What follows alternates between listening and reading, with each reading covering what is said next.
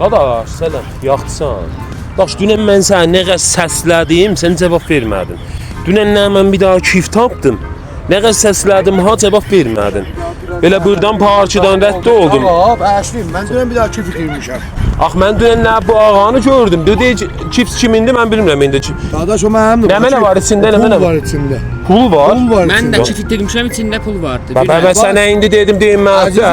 Mənimdir, bax ki, pul eşitdin deyim mənimdir. Kif mənimdir bax. Baba, filaxələ müşəxxəsin. Niyə Kif kimindir? Kif mənimdir. Ay olan.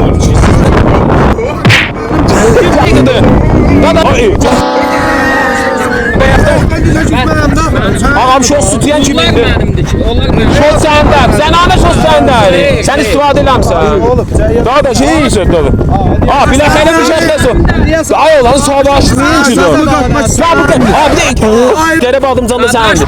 Bunu nə mənə istifadə? Ağa bir də güzel. Sən deyirsən mənim. Sən deyirsən mənimdir, bu deyim mənimdir. Gəlib adımcan kimi istifadə Mənimdir, edir. boncudur. Dadaş gəlib adımcan var.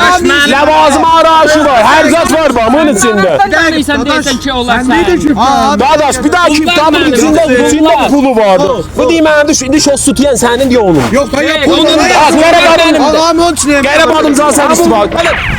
Tut. Tut gəlib koyma qaça. Şortu gətir.